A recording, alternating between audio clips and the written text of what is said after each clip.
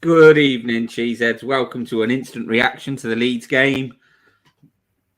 Jack's here. Jack, how are you? I'm good. It's afternoon. It's early afternoon here in America, and it's cloudy skies, but it's bright sunshine inside as far as I'm concerned. Yeah, mate. I don't suppose I am lost for words, but I genuinely don't know what to say about that. I was saying to you before we came on, like it's just mental. Just literally, I can't remember minutes of when people scored. I can't remember the goals. It was just sort of just like an emotional roller coaster that game today, wasn't it? Yeah, and it's. I mean, I gotta imagine for neutrals that was a thoroughly entertaining game. Was not as much for me, of course, but the nice thing about that game is Leeds are vulnerable. Yeah, They're going to come at you. They're not going to put a bunch of 10 people in the box and just try and get you to break them down. You knew that yeah, there were always going to be chances. So I wasn't panicking, but it was nerve-wracking and disappointing, particularly the way we gave some of those goals up. Like in a way, you'd have thought Leeds would be tailor-made for us because last year when we beat them at Leeds, I was like, they'll be tailor-made for us, Leeds, because they're not going to sit back. Right. They'll want it to be end-to-end, and then we will just hit them on the break. So anyway, team news comes out today. I looked at that team. I picked a team, put it on the socials for the cheese room that I would have liked to have seen, and it was exactly the same team. I put Spence right wing back, knowing there's no chance he was going to play because I fancied him. So the team comes out, and I thought, going forward, looking good. Arguably, without Romero, best defence we can play. I wanted us to start on the front foot a little bit more, which we did. 1-0 down. Mm-hmm. What did you think? Well, it's one of those where you watch it back a couple times and you're trying to figure out, okay, one, Somerville is hot and it's a good finish. Yeah. I'm not taking anything away from him. He's quick, he's fast, but if you're gonna give fault to someone, I don't understand. It's just historically with Hugo on his near post, right? It just seems when you run it back, Dyer's got the far post because he's not going to go in for the tackle. He's playing off his hip, and he's just giving way too much of the near post up. But as far as them scoring early, I would have been surprised if it had gone any other way. I mean, the way our back line has looked, particularly early in games, I wasn't surprised a bit. Yeah, like you said, Somerville's been on form, hasn't he? But I just like loose from Højbjerg in the middle of the pitch. And then it gets out wide to Dyer. And I just, pace is his kryptonite, isn't it? Anything with pace, and he's all ends up in.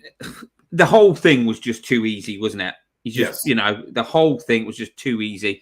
And you're looking at it and you go, what is the deal with Spurs keep going 1-0 down? Do you think it's like, obviously it didn't work like that. It was a, bit of play from that Somerville, fair play to him, but do you think it's at the minute it's in their heads now? Do you think it's like a mentality thing? That's a good question. I mean, I don't. I'm not thrilled that the World Cup is happening. Yeah. Obviously, no one is. But if anybody needs a break, it's this team. There's something going on at the point in their psychological makeup, whether it's the fatigue driving mental errors or they're coming out just so cautious. Okay, don't give up a goal. Don't give up a goal. Don't give up a goal and goal. You get it in your head. I don't know because it wasn't hard, and really, you can't explain it any other way other than you're just not mentally sharp, and you're something mentally is going on in your head. You can't figure out why you can't stop giving up goals. I don't know. But just for me, when we were still sort of not playing well, but we were getting the results more than we have. We've got a result today, but like I sort of said, the way Spurs are playing isn't sustainable because once you stop being clinical in those areas, this is, and that's sort of what's happening now, isn't it? Like in my head, I don't know how to maybe articulate it, but in my head, the way that we're not playing a lot different, better or worse than we were a couple of months ago. It's just the defending has gone to shit, and we hadn't been. I suppose we had been, but we were coming back from behind. Do you get what I'm trying to say? It's just and you could also argue that early in the year we were getting away with things. Yeah, right? I felt like there's so many times you're like, wow, we conceded there. Wow, we should have conceded there, and now we're conceding from the opportunities. And maybe that just is evening out, and we weren't as good early in the year defensively as some people thought, and maybe we're not as bad because over the course of the season, it maybe tends to even out. Obviously, missing Romero is a big loss. I mean, he that back line and makes that right side much stronger, and I hope that he's going to be well coming back from the World Cup, and he's ready to go next year. Because talking about the right hand side, mate, I think players target that. I look at Dyer and I think when we're attacking or we're pushing teams back, when we're sort of obviously behind and we need to get back in the game, and Dyer plays on that right hand side, and we're in that mode, I think he's good because he's decent on the ball. Yes, but when we're defending and the game's being played out is normal, I just think he's been played in the middle now for so long, and I think the reason Spurs have played him in the middle is because he's probably a half decent organizer. He's good on the ball, but I think he needs protecting because I think he is so slow and so susceptible for players getting in behind him, and he's been able to drop deep, hasn't he? And have more of the pitch in front of him, because the more pitch you put behind him, he's in trouble. And the other point for me is, and I do not want to get. I'm at the point now where, and I've said it before on other shows, Emerson Royale needs protecting from by Conte. It's not his. I mean, he's been poor, really poor. But why does Conte keep picking it? Why does he keep picking it? Yeah, let's come back to there's. I don't want to. Yeah, we'll come back to the Royal. I do want to comment on something that you mentioned. Go on then. I think one of the problems, if you look at Rodrigo's second goal, it comes in another bad turnover, loose in the middle, right? Yeah, and it comes right back at us. It's a great finish. I'm not taking anything away from him, but the speed that is in Davies, Longley, and Dyer, right? When you play those three and you're playing a little bit higher up the pitch, you have issues. There's no question about it. And he was in the box like that in tons of space. No one got close to him. And again, good goal. It was a bad turnover in a bad spot. But I think you're right. I think playing him in the middle, giving him people around him, and not forcing him to cover a lot of ground is really the secret to having Dyer. Now, realistically, if this team's going to win anything, they have to upgrade at the center. But that's going to be that's a next summer issue. Yeah. That's a separate issue, Jack. I said the other week watching Spurs, I said, I think we're at a point now where Conte is not going to change what he does. These players are going to have to change. I think he's got as much as he can. I thought Davis had a good game today, to be fair. He had a really good game. But I think like Dyer, what you see is what you get with Dyer. You have that sort of calm period, but when things go wrong for him, they really go wrong for him. And he lacks pace, and he's just not at the quality we need. And then obviously, like I said, they sort of target that right hand side. Absolutely. So like obviously 1-0 down, Emerson has that chance, balloons it over the bar. I was going to ask you, we weren't level when he missed that chance. So I looked at my wife. I said, I play a adult league, and I play on in the weeknights. And I said, if I do that, I'm a defender and I'm not good on the ball. And I said, if I do that Tuesday night, I'm going to be really upset with myself. And I'm not a professional footballer. I just don't understand how you can miss that badly. And as a professional, I mean, I just think around him. Sorry, Jack. I just think now that there's a tension around the ground. There's pressure on him. The minute he even passes it back or misplay, I mean, within literally before the games even finished, people are putting videos on him on social media of him sort of passing it across pitch and going to a Leeds midfielder. But the fact that he's not good enough and he still plays isn't his fault. Yeah, I mean, I don't know if you read the piece in The Athletic. They tried to come up with the rationale for why he's playing, and they came up with all the statistics. Yeah, and where he's better than Doherty. But the problem is, it's all in the areas that don't flourish in a system that requires wingbacks. So it's still, the article was I think it was a good effort to try and explain why he plays, but it still doesn't explain the reason why he actually plays. And to Conte's credit, he changed it early. It was 58th. Yeah. Okay, that right side is not working. We are getting exposed, and I'm going to change it. And fair play to Sanchez, who, other than the bad foul he gave up at the top of the box that fortunately was too close to really get it up and over the wall. He was actually, again, the key with him is, I think, not giving him 90 minutes. Yeah, not giving him some of these players now. I just think we're at the point where I said when we buy players now, we need to buy a player now who comes in and makes Dyer the squad player, not buy a squad player. We need a player to do that, and maybe then we need to move Sanchez. Emerson, I mean, Doherty for me isn't the answer at right wing back either. He is right now. Yeah, I think today a reliable player that what you're going to get out of him. He's not perfect, but he's definitely needs to be starting. I don't understand. He put a couple of decent crosses in today, and he gets his body in good positions. But all in all, we need to upgrade there. But for me, and I'm not a big Doherty fan at all, but look, just give Doherty a run over Emerson. Yeah, but obviously, we've got the World Cup now and everything. Yeah. So anyway, Emerson knocks out the people in Rosehead with his shot. Then a few minutes, obviously, after that, Kane 1-1. What did you think to that? I was watching that. So what everybody's thought was watching it on telly, don't you? Yeah. VAR.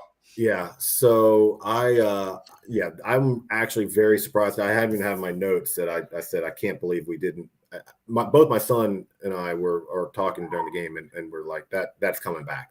I didn't bother celebrating. I saw what happened live. I was like, I'm not celebrating, and I'm actually surprised. So I'm going to take it. It wasn't, that was interesting. I watched the City game. There were a couple in the City game that could have gone either way, but they weren't clear and obvious from the camera angle. So you say, okay, let's go with the call on the field. So at least today, there's been some decent VAR work, and it benefited us. I love the way Kane took his touch instead of just hammering. He brings it back onto his left. He completely fooled Tyler Adams on that American boy there, and put it home calmly. I thought that was a really well taken goal. That was very well taken. So we're back in the game then, and you think, right, and we pushed on for a bit, didn't we? And so I'm sort of thinking, right, we've had the brain fart at the back. We're on top now, we still little bits and pieces where you're watching it and you're going, but mate, Kulusevski today, we'll get into him towards the end because I want to sort of say a piece, but look dangerous, look sharp. Then get into halftime and think, just get in there again. Another halftime bollocking. Let's have a second half performance like we've seen lately. 43 minutes. Rodrigo. I thought great finish. Really, really good finish. But just sloppy. Yeah, so it's an example of not clearing your lines, right? So I'm not sure if it was Kane or Decky that gets the first kind of weak floating header that goes about 10 yards. Yeah. But I mean, it was not well cleared, and then Dyer, unfortunately, he's 3 yards behind the rest of the back line. And holds him on, and he's looking. He's looking the opposite way, isn't he? And Rodrigo's got. Don't get me wrong, great finish. But you're just looking at it, going, this team, man. I play at as low a level as it's available in this country. I assure you. And but I'm a defender. And the first thing when you clear the ball, even if it's 10 yards, the first thing is you screaming at your back line, out. You got to push up the field because forwards don't run; they don't come back, and you can catch them off sides all the time. It's just frustrating to see those mental errors, and hopefully he'll do that against the U.S. in the World Cup. But I mean, but it's just like frustrating because Spurs weren't good. They had some bad performance. They weren't good.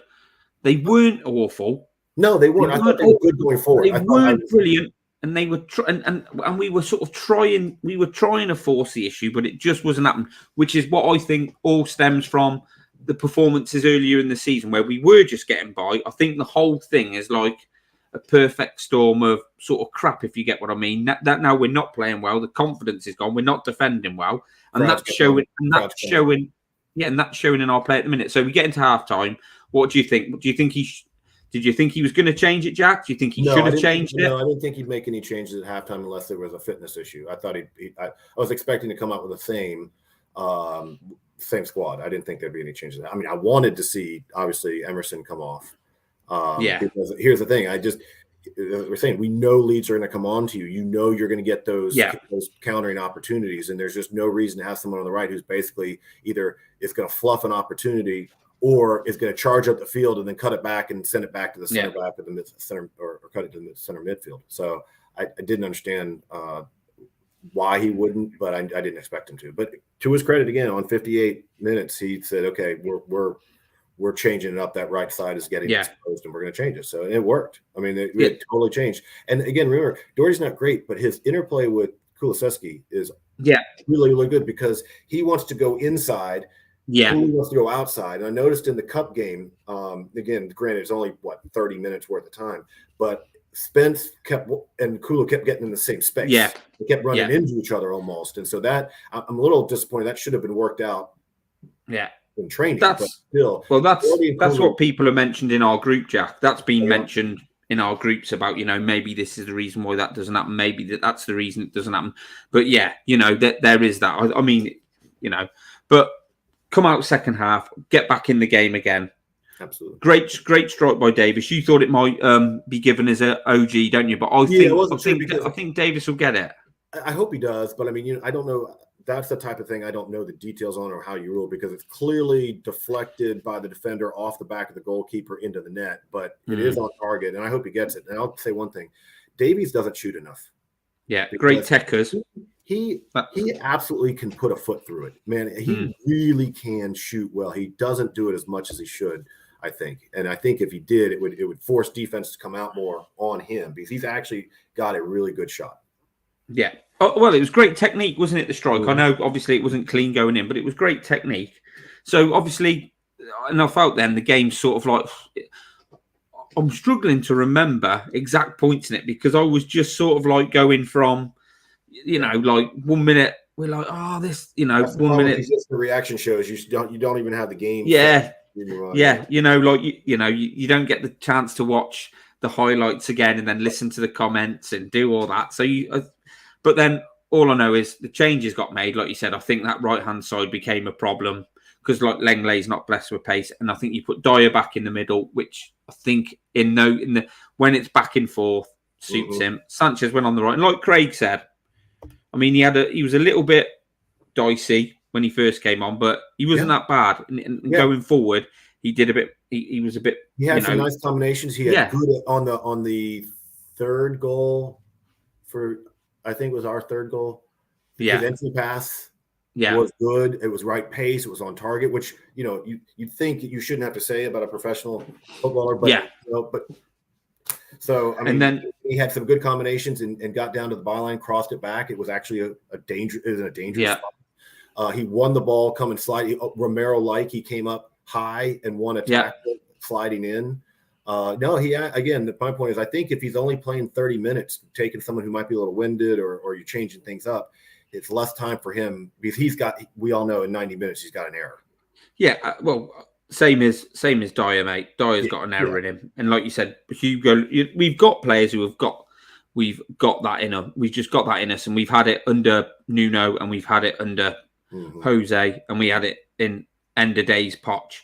But then you're sort of thinking, right, we can get something now, but we just couldn't get any real control of the game, could we? Lose ball in midfield, down the right-hand side again, up against Sanchez. Could he have done a bit more? Another good finish from Rodrigo, but you're just like, man. And to Hugo's credit, he actually got his fingertips on it, but it was just that was a well taken. How nice it would be to have someone on our squad that can get in that quickly and just put a cross goal like that. I mean, Harry in his I understand, but he's not that quick. I mean, that type of goal, what Rodrigo did today, that's what people have been expecting off Richarlison. And what we've gotten from Son in the past. Yeah, I've never been as sold on Richarlison as everyone else did. When he came in early in the season, like he was a shiny new toy, and everyone, he's brilliant because he puts it about, and and in the end he scored those 2 goals against Marseille, which we needed to go through. But his goal return, and this, I know he's been out injured as well, but and he hasn't really played in the position he wants. But his goal return has been poor. And he was all right today, but he wasn't good. I mean, he took some stick. He took some hammer off players. I was never a huge fan, and when the signing came across, I was lukewarm about it. I wasn't as down on it some, and I was willing to say, okay, if he's playing in a better team, because when he plays with Brazil, he just bangs them in. Now he's playing with some of the best players on planet Earth, so but he finishes and he's scoring lots of goals. Brazil. But he gives you something that we don't have on the squad. He's not I'm not great with him in the midfield trying to hold the ball up and link play. Yeah. Because it's technically not that great. But when you get him facing goal, he causes problems. I remember that great. What game was it that he won the ball? Was it the Forest game that he wins? Yeah, and he back outside of the foot. Outside the foot on the cane. Yeah. And then there was a ball outside of his right foot that he played Kulu in on today, where Kulu completely. He just didn't hit the shot. He missed it poorly. But it was a great vision to see the run and know where to place the ball perfectly weighted. So and again, to your point, I don't think anyone believes the left side is where he should be playing. He should be center. He should be center striker when you're giving Kane a rest, or playing on the right. But the problem is you're never going to pull Decky out unless it's a fitness. I don't think he's great on the right. I think he's probably better suited to the left, but it's not great for him. I agree with you. I think the role he was meant to play was either with Kane in a 2 when we switch formations, or come on for Kane or play instead of Kane. But we have just been nowhere near a position where Kane doesn't have to play. I mean, we run the guy into the ground. I mean, today, he did some great stuff, but it's one point today I watched him and he did look like the muscle fatigue thing that Conte said about. He sort of looked like that today, didn't he? Like, if anyone needs a rest, he does. Even if it's a week or so, I don't know what they'll do leading into the cup, but he needs a break. But yeah, so Richarlison obviously got brought off as well, and we switched things up a little bit. But so because at that point, when we were starting to get overrun in the midfield, because you know how tired Benny and Peter would be. And so from a tactical standpoint, I give Conte a lot of credit because he made 2 critical changes. Fixed the right-hand side. Fortunately, Sanchez performed, and then said, "Okay, we're losing the ball in the midfield, and they're just setting up around our box." And drop Bissouma. And he brings it in and changes formation, and from that on, obviously, So Bissouma's obviously for me. Bissouma has started to look decent as well, hasn't he? So, but with Kulusevski back, you think we go back to 3-4-3 because Richarlison's back as well, give ourselves. But maybe we should have put Kulusevski up front with Kane and carried on 3-5-2 again. I don't know. That doesn't matter now. I think there's a lot. I'll tell you that with Kane and Kulu up top, I think that's an interesting combination. I've always wondered about. We've always talked about where can we get Kulu on the field with a 3-5-2, and some people say should he play at the top of the midfield.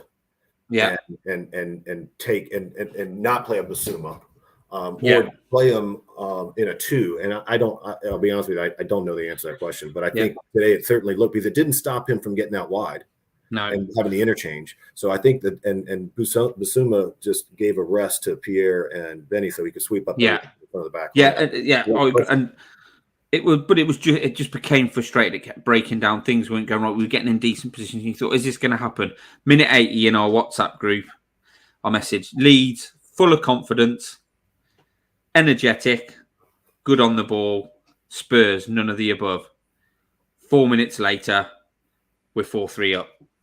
But I mean, how many times does Kulu does he makes defenders look so bad?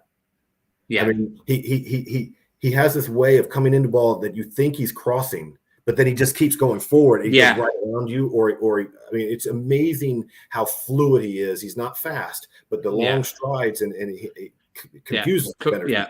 He did it all game. They could not figure him out. So like the first goal of Bentancur's, cross comes in, didn't it? I think it's sort of like ricocheted. At this point, I'm sort of getting excited. So, and then, I mean, the goal went in. It was deflected, wasn't it? It was another deflection. You get and you think, right, 3-3. Look, it's 81st minute now. Just don't give away anything stupid. Don't give anything away, anything stupid like we've done. We've got it back to 3-3. We can't get it back to, if they score again, we're not going to get it 4-4. But we were positive again, and we went forward, and that run by Kulusevski, like you said, where he's just sort of took the defender out and laid it back to Bentancur. I mean, I was out the saddle then. And the great thing about that is there were 2 players in that position. Yeah. You had both Doc and Bentancur. Yeah. Either one of them had a chance of finishing it. So again, Doherty is not good enough for this team to win things.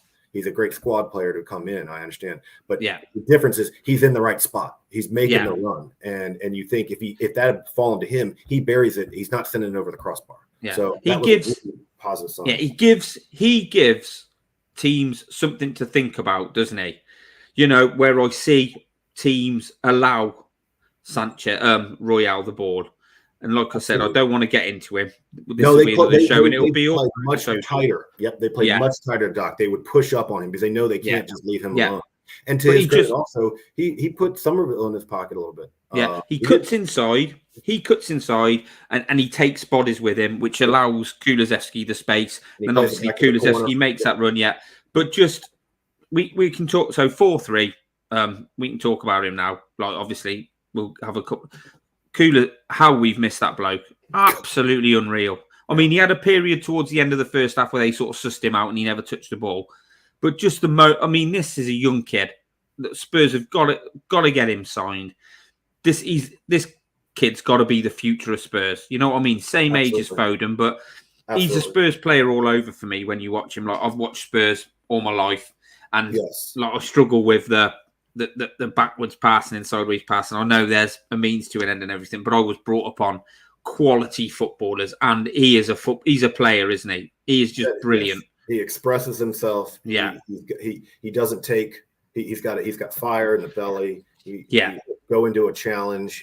He absolutely. And again, he has that ability to do something that no one expects. Yeah. Right? He sees the pass. He sees the move. I mean, he sees things in a way that no one else on the pitch really does. Yeah, like he came on against Liverpool, and just on just so simple as that pass through to Kane to score. But it is just but he doesn't get it right all the time. Very few players do. But he's when I watch him, and like fair dues to Bentancur as well. Another 2 goals there. He's really, really stepped up. I mean, I love Højbjerg, but he ratted about today, but. He wasn't great. He knocked that back pass back to Lloris, like literally lofted it about 50 foot in the air. I was like, what are you doing, man? And I like Højbjerg, and he wasn't good today. He just ratted about. But Bentancur, those 2 players are literally just they're so class. They're like that's the sort of players I want to see at Spurs. They're just great to watch, aren't they, Jack? Yeah. No, I mean, Pierre is absolutely the hardworking engine, but Bentancur's just got that little bit of extra touch, that flair. I mean, I think was it after his second goal that he poked the ball out at midfield and started another attack? I mean, he got back and out of nowhere he's got these long legs and pokes it through and starts another attack. I mean, he doesn't stop running. I love the guy. I mean, I can't tell you how much I love watching him play. There was John was at the game today. That's why he can't be with us. Fair play, John. Picked a good one to go and watch, mate. Absolutely. But I mean, I've seen they've turned it into a little video, but I think it might have been Liverpool. But there was just a point in that where Bentancur got the ball and he had that mazy little run and he knocked it for you. I mean, he's just really come to life, hasn't he? I hope he has a really good World Cup, but I hope they get knocked out early so he can come back and he can be rested. Uruguay, I want to mention something about, because we as fans, I mean, we have our chat, the Slack group, and you have stuff on Twitter and that sort of stuff. And I don't participate a lot. I don't participate in the game during the match on the Slack group because I'm behind usually about 30 seconds. So I'm not a one. But you watch, you hear about a lot of players take a lot of criticism. And I remember vividly how people there were even in our Slack group criticizing Paratici. For just he's at the last day of the window, he goes back to the club and gets their rejects, and the Juve fans applauded. Thank you so much. You guys are the greatest club in the world. We want the money. Thanks for taking our dead wood. And then you look at where Juve is right now, and then you look at what these 2 players have done since they've come to Spurs, and it always tells you that fans don't know all everything. No, they don't. We don't. I have to turn it off. I just have to. I can't listen to it because some of it is just. It's like you don't know what you're talking about. It's situational. Some players are just not in the right system. They're not the right player for the right system or coach, whatever. But these 2 players are unbelievable. They've changed this club around completely. Yeah, Kulusevski was written off after a 20-minute his first 20-minute sub appearance, wasn't he? Called a cart horse. Said he was too slow. So, you do have to give players time. Some players have had a lot of time, been given a lot of time. They have. But obviously but I think with social media and stuff like that now, you do get used to. Years ago, you go and watch it. You'd be in the pub after, have a little joke about it. You didn't have all the socials and stuff, and people could hide behind a keyboard and put whatever they did out there. So you used to get a lot more rational sort of debate between you. But yeah, he's been fantastic. And I think if either of him or Pierre or Højbjerg, when Basuma comes on and we play the three, I think that suits Bentancur far more. I think that's it. He really, he really excels. He presses, doesn't well, he? He presses, he presses well, and he doesn't have to keep coming in. Yeah. And he's scoring a couple of goals now. He's getting in those positions more, which is what we need. I said, Højbjerg will score more goals than any of our midfielders. He'll have more assists, and he'll play as many games. Because I was just basically, when people were getting on at him, slagging him, I was saying what good players. But Bentancur's in that respect at the moment. Bentancur looks the guy who's going to do that, doesn't he? He's just been fantastic. Yeah. No, but they unfortunately, Benny's going to miss the Brentford game. Does he miss that now? Did he pick up? Yeah, and the thing is, he didn't get it for the foul. He got it for dissent or unsportsmanlike conduct or something stupid. The same way. It's unfortunate, but that's a long way away. We don't have to worry about it. We can't just say, hey, we're third right now. Yeah. We picked up 3 points on City. Maybe maybe the Goons will have a stumble. You never know. Well, Jack, regarding Bentancur, that's why we've got Basuma, isn't it, really? We need to be using these squad players, which I don't think we did early enough in the season, and that's maybe why a bit of tiredness kicks in. So, obviously, then, I thought we did after that. I was quite confident we wouldn't, quite confident as I could be that we wouldn't concede. Tyler Adams gets sent off. Yeah. Wasn't until Tyler got sent off was I comfortable, because the announcer on my broadcast, I don't know if it was we were getting the feed from the UK or what, basically made the comment that says, well, Leeds surely can't come back from this. And I just was like, what are you talking about? That's they absolutely can come back from this. But I thought Basuma did really well there, didn't he? Got the ball under, sort of won it and started to drive forward with it, and that's when Tyler Adams took him out. Actually, that is Basuma's play that got Tyler out of the game. But it's just watching Spurs at the minute. Craig says here, look, Cooley did look slow to start, but he's picked up the pace of the Premier League now. That's because he's a quality player, and that's what quality players do. They it doesn't take them long to suss out what's going on and what they need to do and what the pace is. And he is just a class act. But so we got through. Jack, it finishes. We win 4-3. As it currently sits, I'll just check. We are third in the league with Newcastle playing Chelsea tonight. If whatever happens in that game, if we can go into this World Cup by being third, I'm amazed. I'm not going to go, oh, it's brilliant, because I don't think the performances have been great and I don't think it was sustainable. Yes. But you got to be like fair play. We've rode our luck to get to that position, and we need to improve the second half of the season. Yeah, so I think anyone, I think the problem that we have as fans is that we've actually had to watch the games. And so as a result, if you had just said, hey, you woke up today and say, okay, what's the story? We're top 4 and we're through to the group stages, and after winning our Champions group, you'd be like, perfect. That is fantastic. Yeah. And here's the thing. It all comes down, when we come back, we're going to be with the January window. And the reality is if there's just 2 impact players that actually are that can start. Yeah. Somewhere, like Bentancur and Kulusevski did for us, right? If they could somehow get 2 people in that are legitimate starters, or at least in that top 14, right? And no serious injuries come back from the World Cup. Conte's gonna have all this time to work with the people not going. Kulu is one of them, and maybe Spence gets enough time, and we actually have a core of a squad that's not going, that should do a lot of good work and get more experience with Conte's system, and they really could be in a position to push on aggressively in 23. What we need now, Jack, I think that we needed that World Cup. I think injuries, mental mental fatigue and just what's been going on behind us. Get that World Cup out the way, and I think Spurs need to come back now and just sort of be like, look, forget where we are, forget what's happened there. We go again, and that's we've sort of got to come back, like you said, a couple of games, get somebody in the transfer someone who window. can play for somebody who can play for Hideki arrest. Hi, James. You're right. Better late than never. Yeah. But we need another attacker, someone who can possibly play on that right side, and when Hideki is not available or you want to change things up.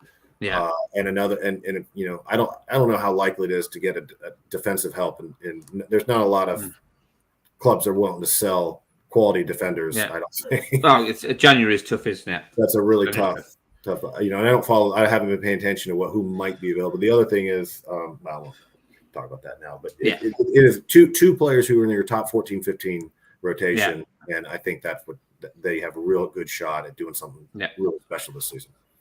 James, mate, you're a little bit late to the party. I know you've been doing other stuff. So we're sort of like, do you want to give, now you're here, did you watch the whole game? Yeah, I had it on my phone. Give us your assessment. Give us a short, sharp assessment of the game. Fuck me, that was a heart attack, wasn't it?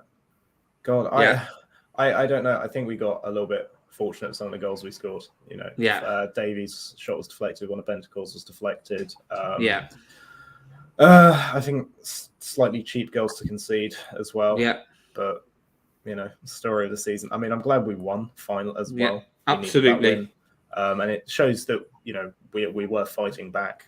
Yeah, happy for Davies to score. Bentacle, I mean, that wasn't necessarily fantastic, but scored two, really important goals. So. Yeah, we got a win, so that's the important thing. Eh? The all that matters is 3 points at the end of it, and now we've got that break, haven't we, James? So, when we come back, what are you hoping for when we come back? Just a little bit more, consistency. Like we can't win games by winning 3-2, 4-3 from behind. It's good that we have that in us. Right, that's good determination and spirit, but we need to win a game where we just, we take the lead and keep the game at bay, as it were. We need a win like that at some point, because we haven't had a quote unquote normal win for a while now, have we? No, but I think you make a good point. It's really in recent memory that hasn't been a character of this club, of getting down and constantly coming back, getting down and coming back, getting down and coming back. That hasn't been. In the last 4 or 5 years, it's not been something they've done consistently. So to your point, James, the fact that they've done it now over and over again, they know they can, but don't use that as a crutch. You do need to get out and get up, get the first goal and move on and just step on the neck, as it were, and just take someone out 3-0. Yeah, absolutely. You can't wait till you've been hit to hit back. You've sometimes got to swing first. Absolutely, mate. Well, look, hopefully we'll come back. We'll have everybody fresh. Everybody will be they won't be fresh, but hopefully everybody will be fit, and we can sort of go again with a bit of renewed enthusiasm, and hopefully a few of our players will sort of like be out of it within 2-3 weeks, and they'll have a bit of a break. We come back and we know we're back at it. We've got the Champions League to look forward to, and the transfer window coming up where we can hopefully strengthen. So so James, sorry mate, I know. Thanks for your little bit of input on that. I know it's nice to have somebody else come in. I know we sort of you were a little bit indisposed, weren't you, mate? But it is one of them things. Jack, thanks for coming on. What time is it over there, mate? It is 12:56. What, dinner time? We're 5 hours. There's a time when the time changes where we're 4 hours, but now we've fallen back our clocks, and so we're 5 hours again. Oh, mate, you can enjoy the rest of your day now, can't you? Yeah, the whole weekend. That's always the thing where you have for us when you're getting up for an early game and Spurs are playing, you're like, okay, how is this going to go and what's it going to do to my weekend? But no, I can enjoy the rest of the day and night, going out to dinner with my wife, and going to have a nice time. Well, enjoy it. Well, I'm sure we'll get you on the World Cup shows, talk about the States. James, you'll be dropping in and out of our World Cup shows, won't we? Looking forward to those. Definitely. Hopefully I can very much looking forward to the show with England and for the England-US game. Well, and James, just like the old days, mate, when I first come on, you need to start getting some stats ready, mate. All right, we're going to hit these people with some stats. All right, but into the World Cup, Spurs as it stands, third in the league. So all we got to say is, come on, you Spurs. Come on, you Spurs. Come on, you Spurs.